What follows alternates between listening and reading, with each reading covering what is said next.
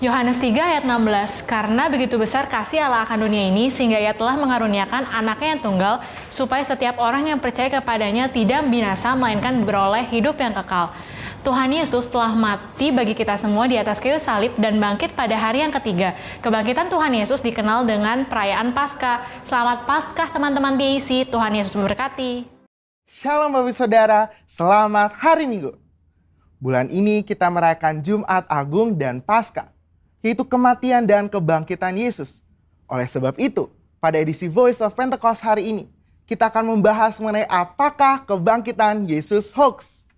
Semua orang di atas muka bumi ini memiliki hari kelahiran dan hari kematian. Tetapi jika bicara mengenai hari kebangkitan, hanya Yesus yang mempunyai hari kebangkitan dan kehidupan kekal. Oleh sebab itu, inilah yang membedakan Yesus dengan tokoh agama lainnya.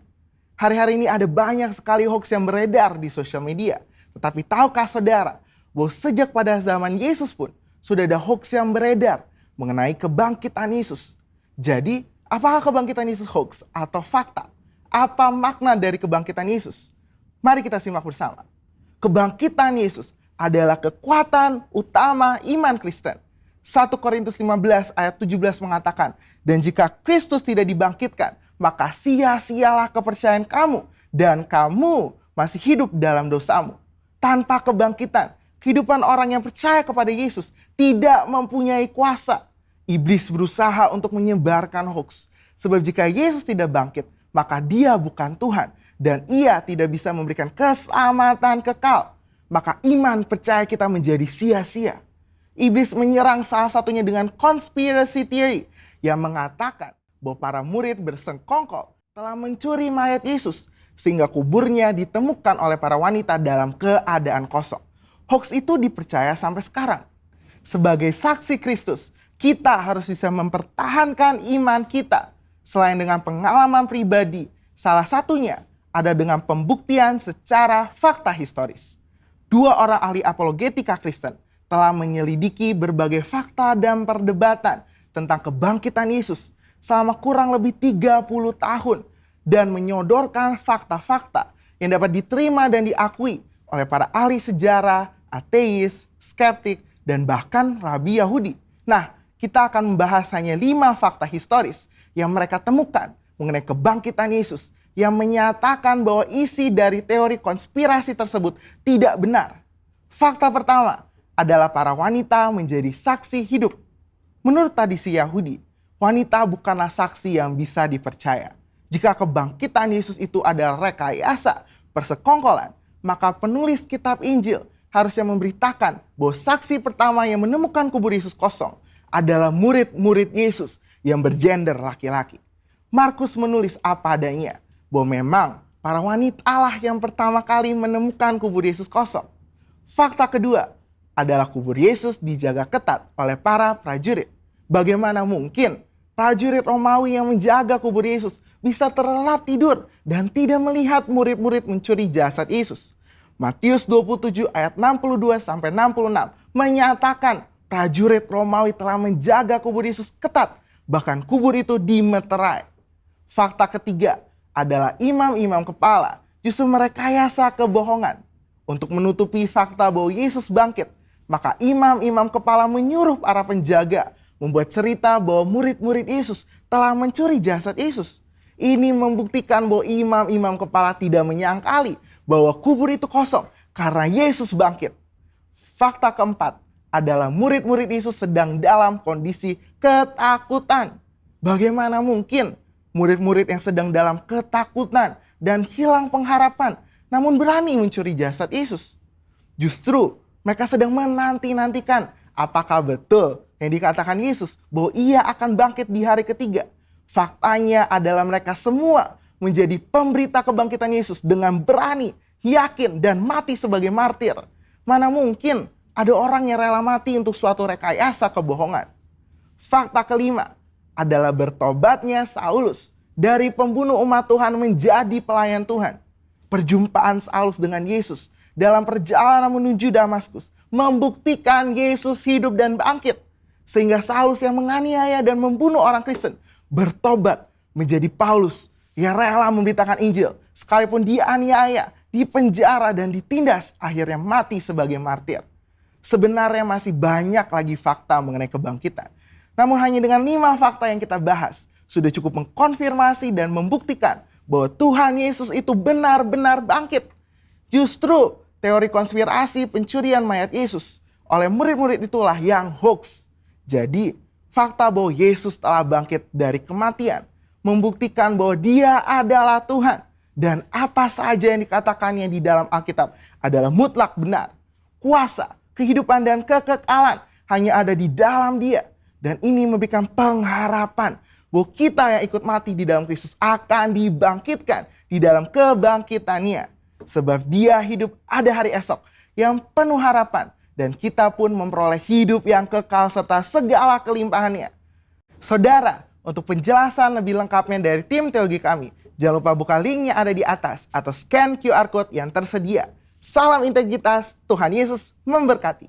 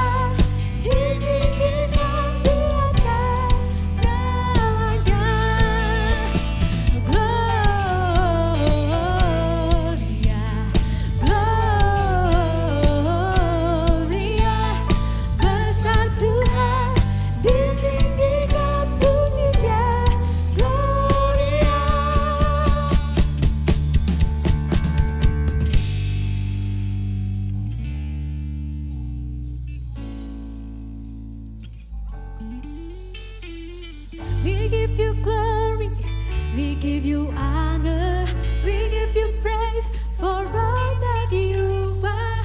We give you glory, we give you honor, we give you praise.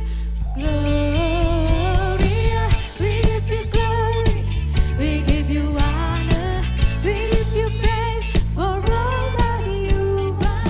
We give you glory, we give you honor, we give you praise.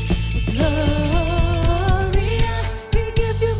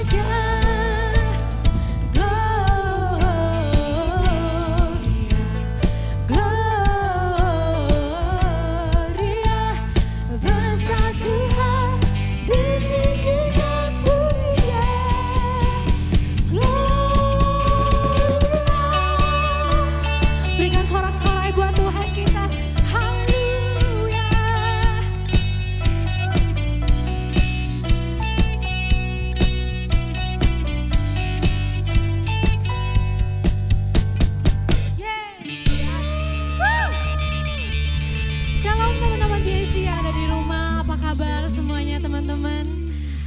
Hari ini teman-teman kita mau merayakan hari kebangkitan Tuhan kita. Bahwa aku yakin teman-teman kalau kita semua percaya bahwa Tuhan kita adalah Tuhan yang hidup teman-teman. Dia mati di atas kayu salib untuk tebus dosa semua kita teman-teman. Dan dia adalah Tuhan juga yang dibangkitkan. Teman-teman, ayo aku mau ajak teman kita semua untuk boleh satu dalam doa teman-teman. Mari kita boleh renungkan kembali pengorbanannya teman-teman. Tuhan terima kasih Tuhan Yesus. Buat setiap pengorbananmu Tuhan. Buat keselamatan yang Tuhan berikan buat kita semua secara cuma-cuma Tuhan Yesus. Thank you Tuhan, kami mau bilang thank you Tuhan Yesus. Engkau Allah yang baik buat kita semua Tuhan. Dan gak ada alasan Tuhan buat kita semua untuk gak sembah Engkau Tuhan. So pagi hari ini Tuhan kami mau angkat tangan kami. Kami mau katakan Tuhan terima kasih Tuhan Yesus.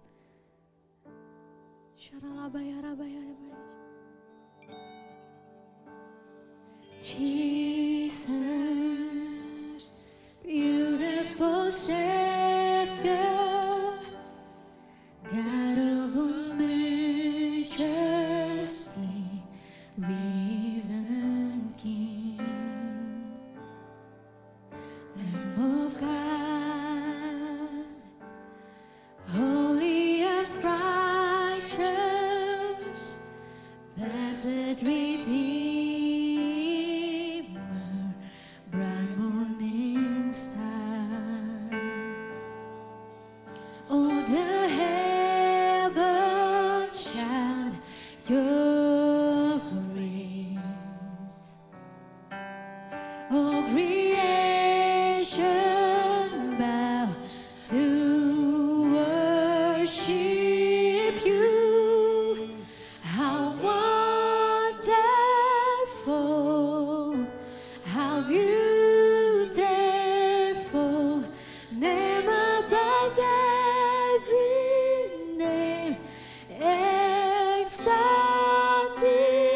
high. How wonderful,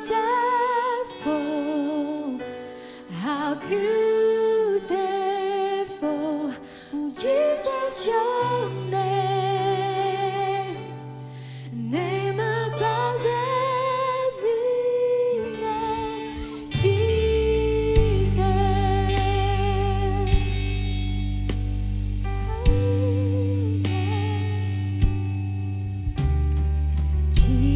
Jesus, beautiful Savior, God of all majesty,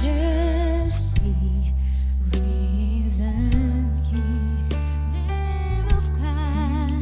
Lamb of God, holy and righteous, blessed Redeemer,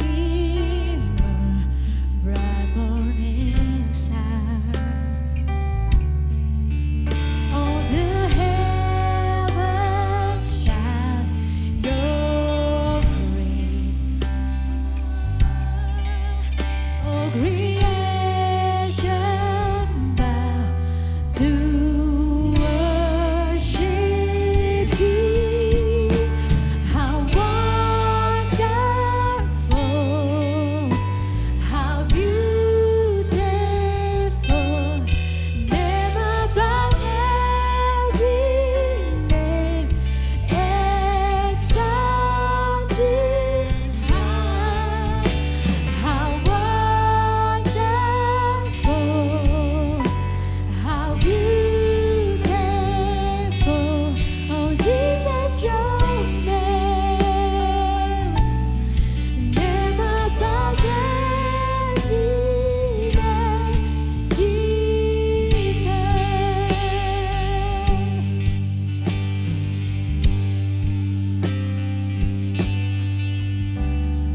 How you sing forever, Jesus, I love you. Jesus, I love you. Mari sama-sama naikkan ini teman-teman. Mari angkat kedua tanganmu teman-teman.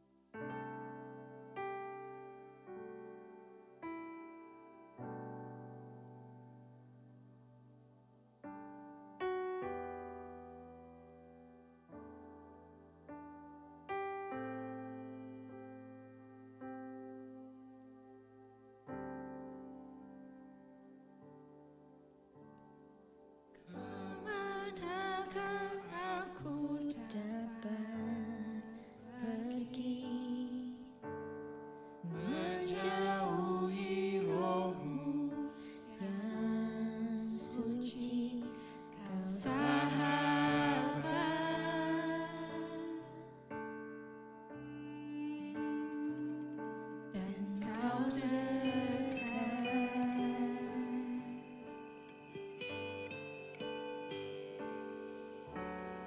Bahkan seluruh pengabdianku tak bisa membalas kesetiaanmu, sungguh mulia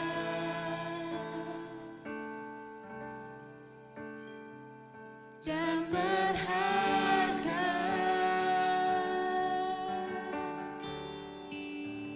Sungguh besar pengorbananmu bagi. Yes Tuhan, gak ada yang bisa menggantikan pengorbananmu Tuhan. Di atas kayu salib ya Bapa. Makasih ya Tuhan, kami bersyukur ya Bapa.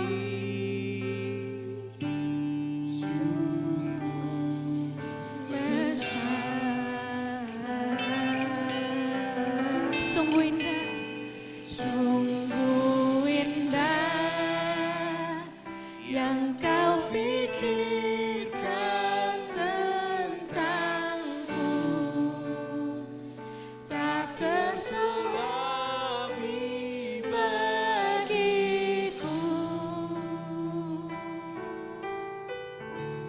Sungguh indah.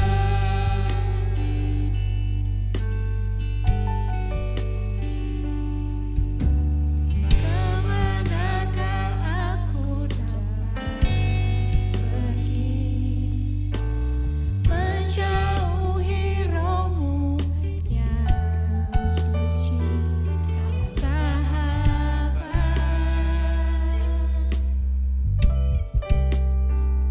dan kau dekat.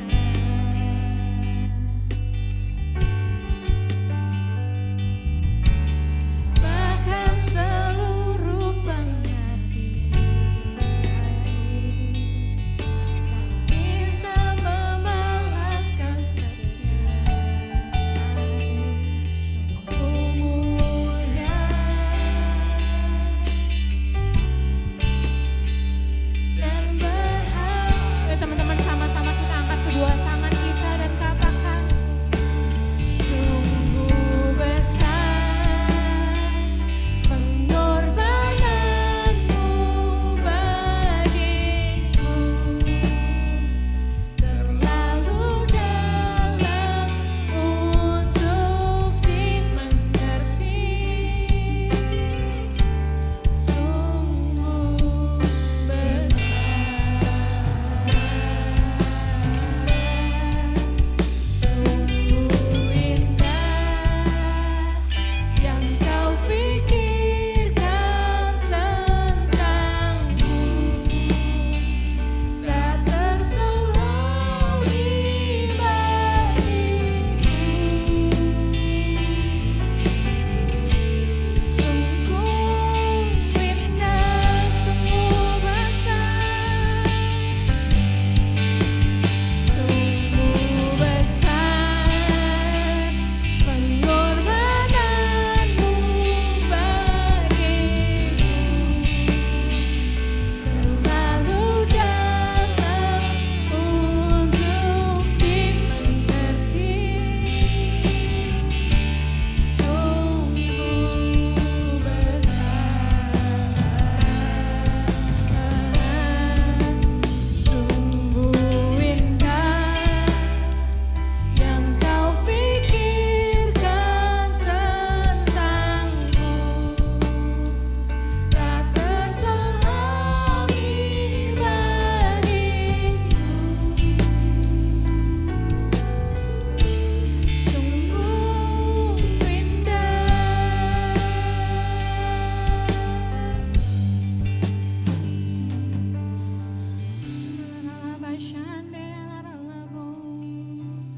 Teman-teman mulai angkat sembah kalian.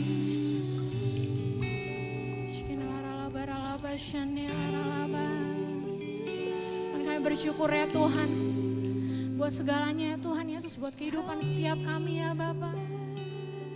Tuhan, hari ini Tuhan kayak mau satukan hati kami ya Bapa, kayak mau sembah Engkau ya Tuhan.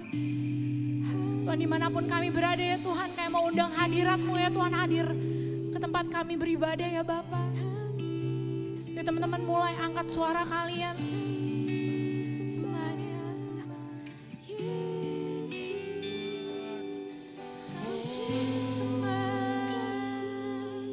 Kami tinggikan nama-Mu, segala hormat, segala syukur, ya segala syukur bagi-Mu, segala hormat bagi-Mu Bapa. Tuhan kami bermasmur ya Tuhan bagi nama-Mu.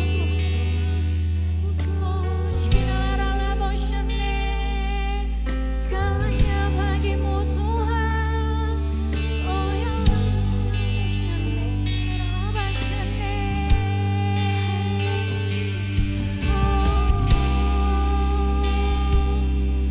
Tuhan Yesus, haleluya. Haleluya.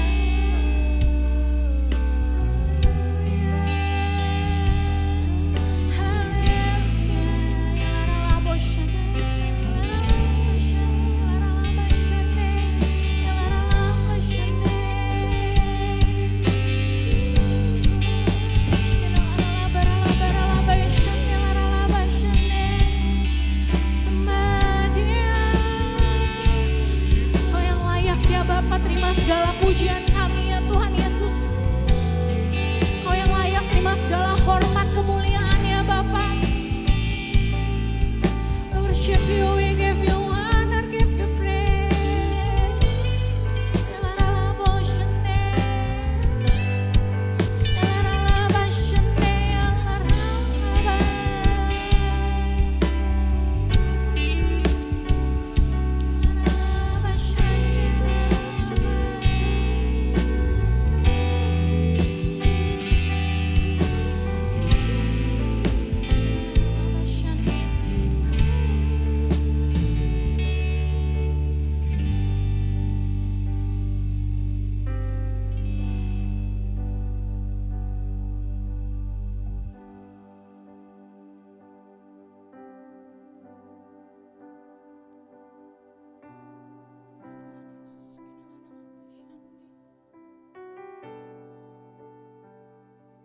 Karena salib-Mu ya Bapa yang menyelamatkan setiap kami ya Tuhan. Kasih ya Tuhan Yesus. Gak bisa henti-hentinya kami mengucap syukur ya Tuhan. Pengorbanan-Mu ya Tuhan yang gak bisa kami gantikan Tuhan dengan apapun ya Bapa. Yes, Tuhan Yesus. Amin. Karena kasih-Mu yang selamatkanku, menyucikan dan menebus hidupku. Ku naikkan syukur buat pengorbanan-Mu, Maha mulia dan terindah Kau. Karena kasih-Mu yang selalu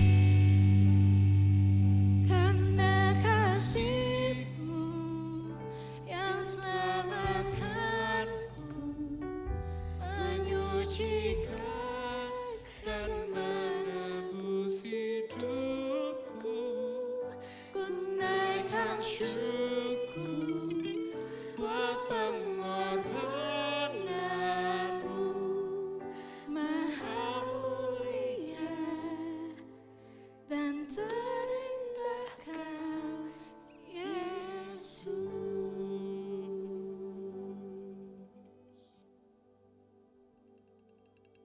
Terima kasih ya Tuhan Yesus buat ibadah kami hari ini ya Tuhan.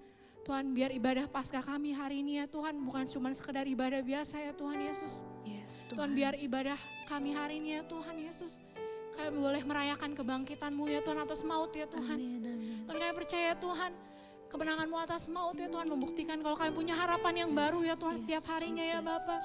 Tuhan, kemenangan-Mu atas maut ya Tuhan, kami percaya Tuhan menandakan kalau kami punya damai sejahtera yang baru ya Tuhan setiap harinya ya Bapa. Makasih ya Tuhan Yesus. Makasih ya Tuhan Yesus.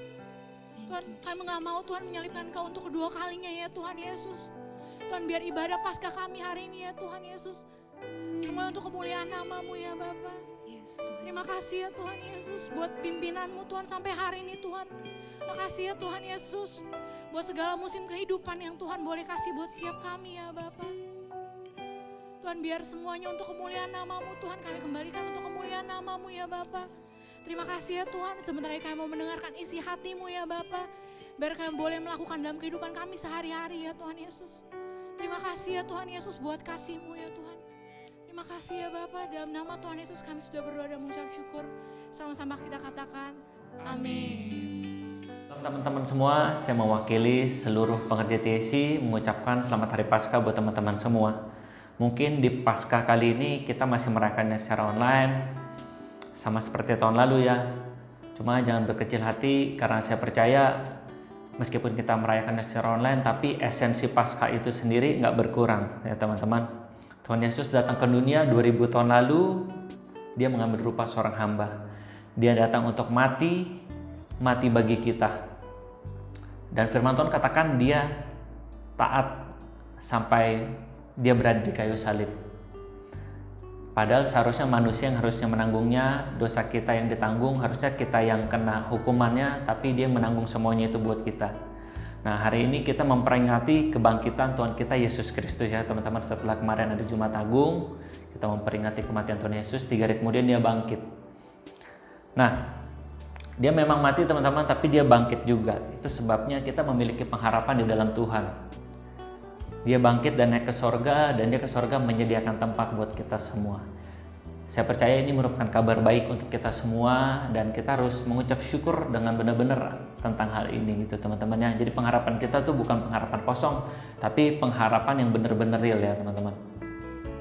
Oke, hari ini kita akan membahas tujuan kematian Yesus. Mungkin teman-teman ada yang belum ngerti atau baru ngerti. Secara singkat aja, tujuan Yesus mati itu sebenarnya buat apa? Nah, hari ini kita akan bahas tentang hal ini gitu ya. Oke, langsung tanpa berlama-lama. Kenapa sih Yesus harus mati? Yang pertama adalah Dia mati supaya kita hidup. Roma 6 ayat 9-12 berkata, karena kita tahu bahwa Kristus sesudah Ia bangkit dari antara orang mati, tidak mati lagi, maut tidak berkuasa lagi atas Dia. Sebab kematiannya adalah kematian terhadap dosa satu kali dan untuk selama-lamanya, dan kehidupannya adalah kehidupan bagi Allah. Demikianlah hendaknya kamu memandangnya, bahwa kamu telah mati bagi dosa, tetapi kamu hidup bagi Allah dalam Kristus Yesus.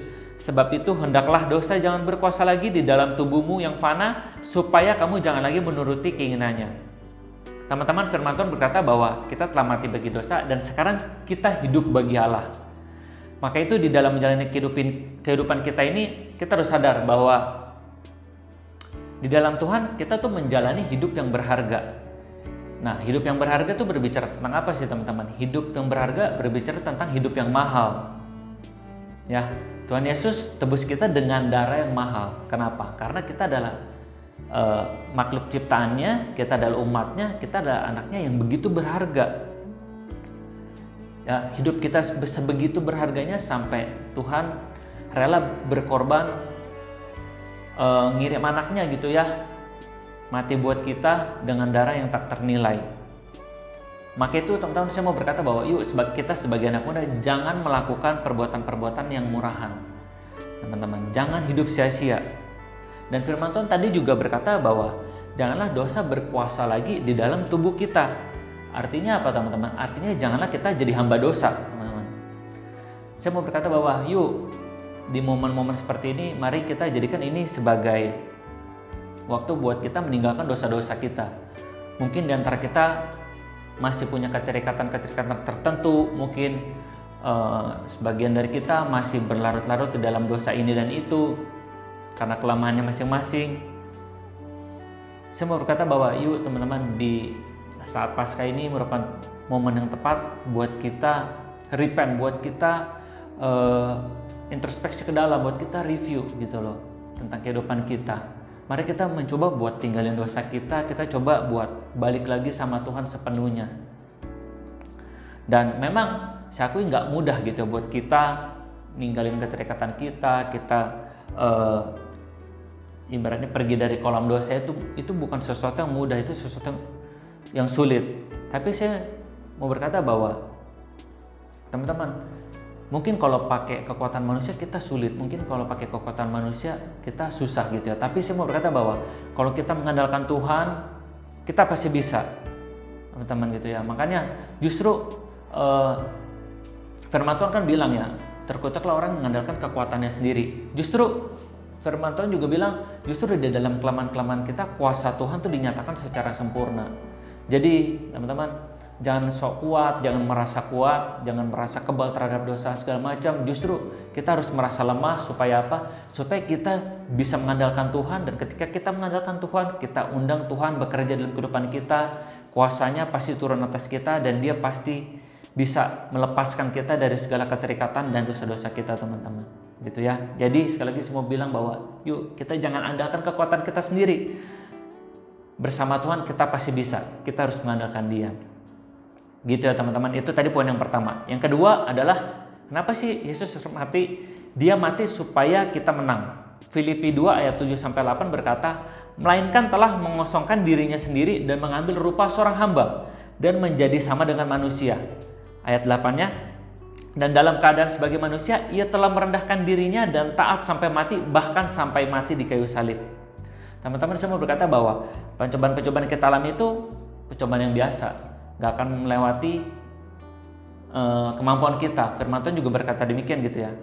Nah, Yesus juga udah rasain semua yang kita rasa.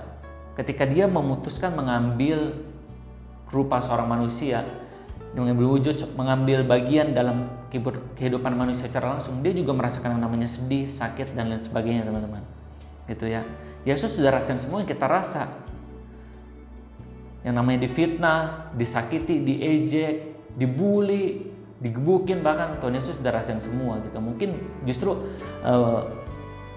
banyak dari kita yang belum ngerasain semua itu gitu ya, digebukin segala macam, tapi Tuhan Yesus sudah rasain gitu ya, dikhianati dan lain sebagainya.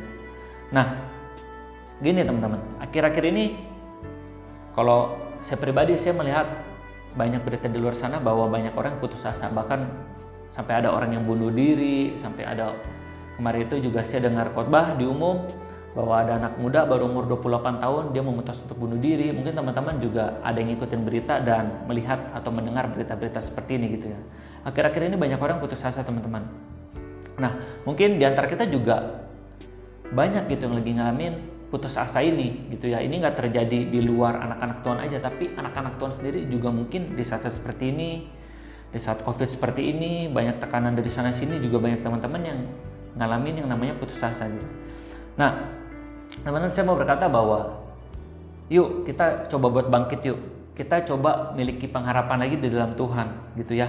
Yesus, karena begini teman-teman, Yesus mengambil rupa menjadi manusia merupakan contoh bahwa manusia tuh sanggup gitu ya. Itu tuh Yesus mengambil wujud seorang manusia, tujuannya apa? Dia ngasih contoh, dia ngasih teladan, dia kasih bukti secara real bahwa yang namanya manusia tuh pasti kuat ngelewatin semuanya, tapi tentu saja bersama Tuhan gitu ya. Makanya Tuhan Yesus ketika Dia mengambil wujud seorang manusia, Dia kehidupannya tuh begitu melekat sama Bapa gitu ya.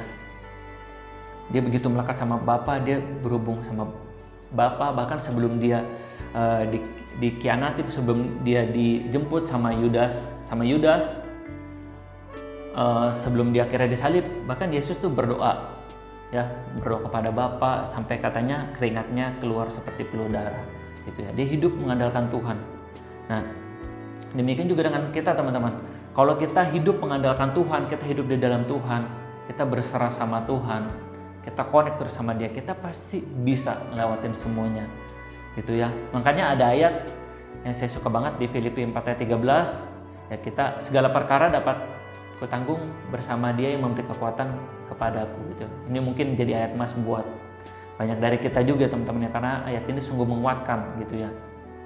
Nah, semua berkata ya, bahkan bersama Tuhan kita pasti bisa tuntas gitu loh. Kita bukan cuma bisa kuat aja, tapi kita bisa tuntas melewati segala persoalan yang ada gitu ya. Dan akhirnya kita bisa menjadi seorang pemenang, bahkan lebih dari pemenang, firman Tuhan katakan ya.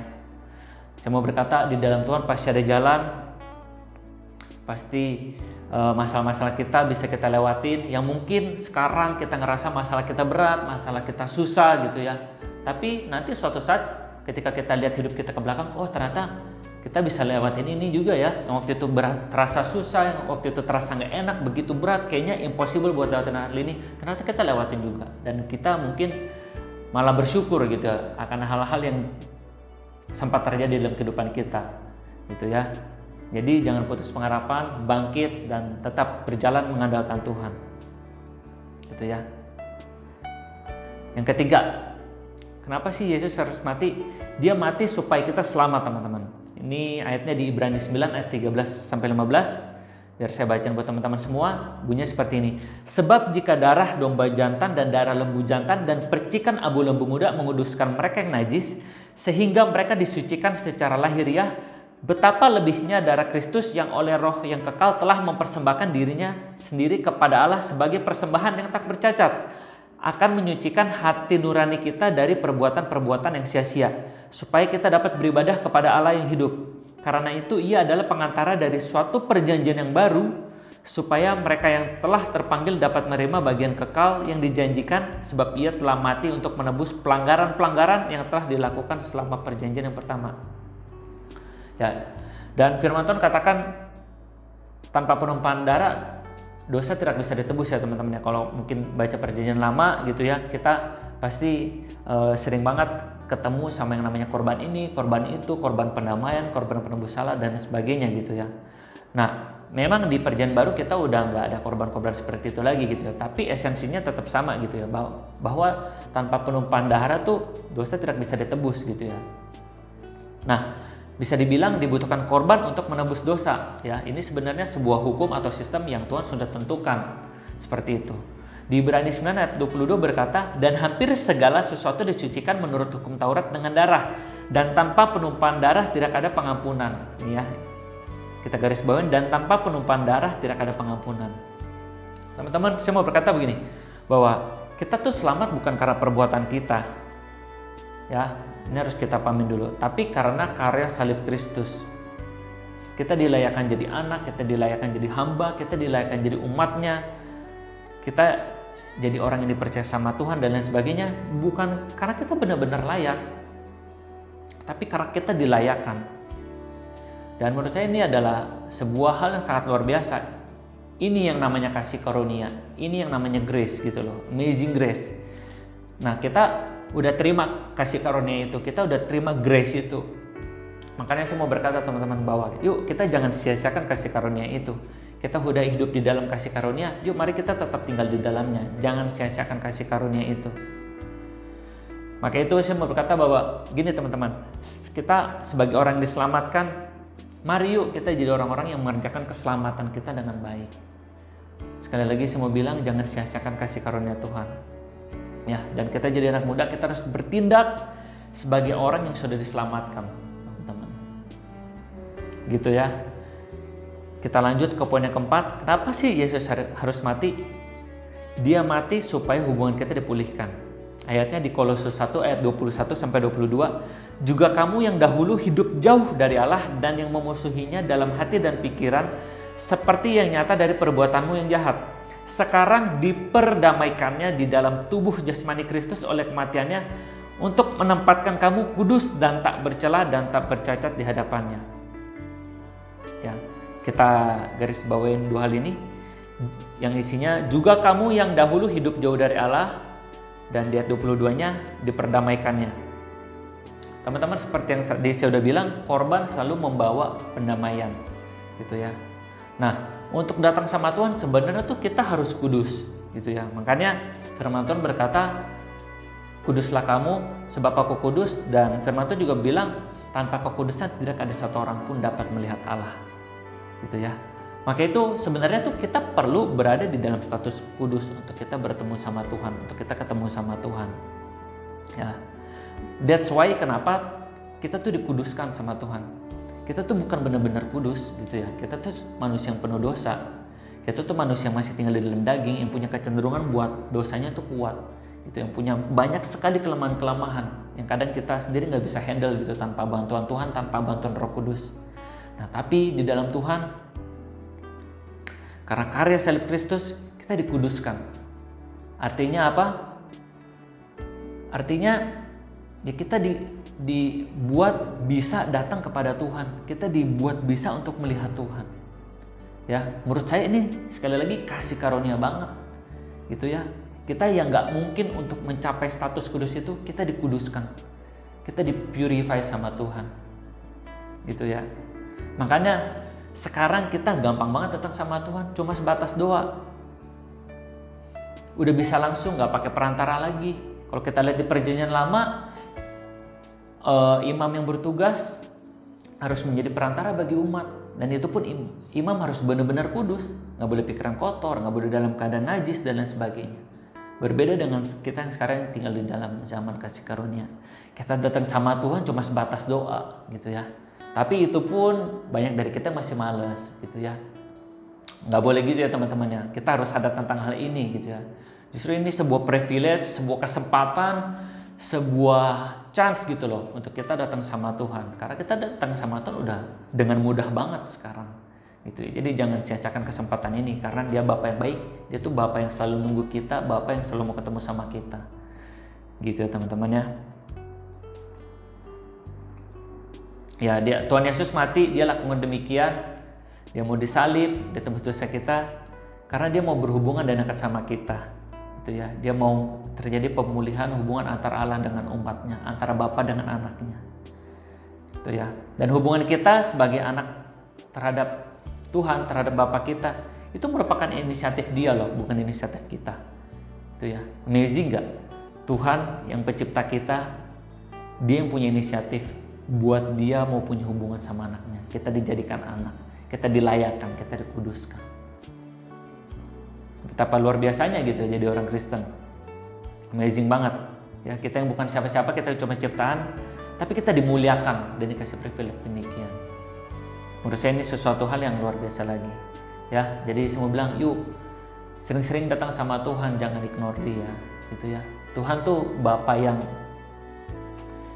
yang nungguin anaknya kalau anaknya lagi hilang gitu. Yang kalau kita baca kisah di Perjanjian Lama, ini merupakan salah satu menurut saya kisah yang bagus banget gitu ya, bagi anak yang hilang, udah kesana sini gitu, udah melakukan dosa sana sini, ngabisin harta orang tuanya, harta bapaknya, dan akhirnya dia kembali, bapaknya nungguin ternyata di depan. Nah seperti itu Bapak kita, seperti itu Tuhan kita. Dia adalah Bapa yang selalu nunggu-nunggu kita, nggak peduli kemanapun kita pergi, sejauh manapun kita sudah pergi, sejauh manapun kita udah melangkah menjauh dari Dia, Dia tetap Bapa yang selalu menunggu kita, gitu ya. Dan ketika kita balik, Dia pasti terima kita, Dia pasti peluk kita, Dia pasti sediakan kasih karunia lagi buat kita, gitu ya. Makanya, sekali lagi semua bilang, tetap yuk terhubung sama Tuhan, tetap yuk connect sama Tuhan, seperti itu teman-teman. Oke, akhir kata teman-teman, saya berdoa biar apa yang saya bagi hari ini menjadi bahan perenungan kita masing-masing ya. Saya pikir perlu buat kita di waktu Paskah ini, di momen seperti ini, kita ambil waktu untuk merenung, berdoa, berhubung sama Tuhan ya. Mungkin bisa say thanks, mungkin bilang thank you Tuhan buat pengorbananmu. Mungkin kita bisa menjadi ajang kita untuk bertobat, mungkin bisa menjadi momen buat kita buat datang lagi sama Tuhan, mendekat lagi sama Tuhan, merajut kembali hubungan kita yang udah renggang sama Tuhan. Saya dorong teman-teman semua buat lakukan hal ini ya.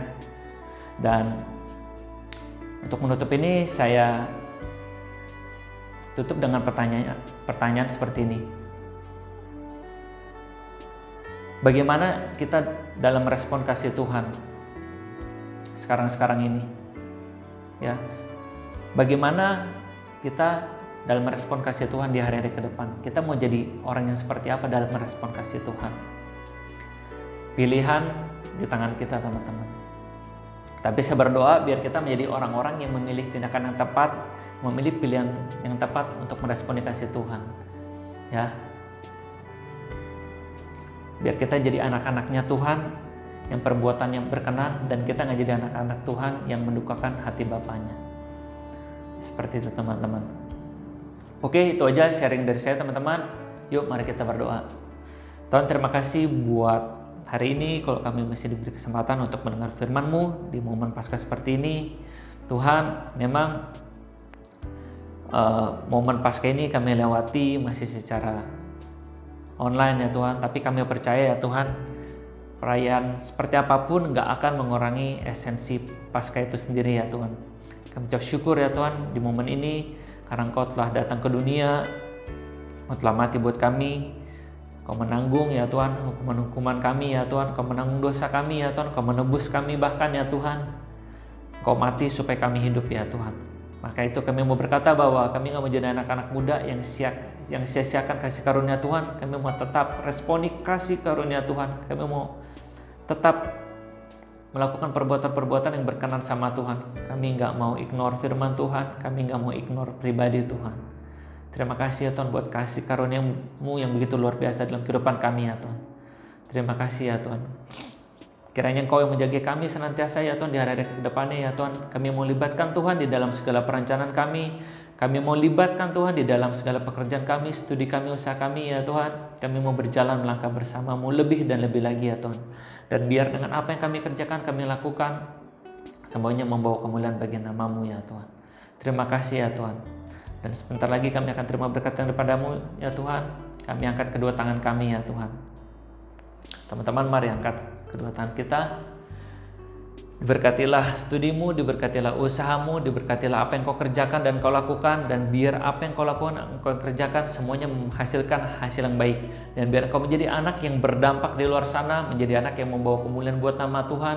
Kau hidup berkenan di mata Tuhan, dan biar kiranya kasih Allah dan damai sejahtera dan damai dari Tuhan Yesus Kristus dan persekutuan manis oleh Roh Kudus menyertai engkau dari sekarang sampai selama-lamanya. Semua yang sudah terima berkat sama-sama katakan amin. Oke teman-teman, happy Sunday semuanya. Sekali lagi selamat Hari Paskah. God bless. Thank you buat teman-teman yang udah nonton video ini ya. Dan jangan lupa komen, like, dan subscribe. Terus cek juga di video kita yang lain, itu ada konten-konten yang lainnya yang semoga mungkin bisa bermanfaat buat teman-teman semua. Dadah.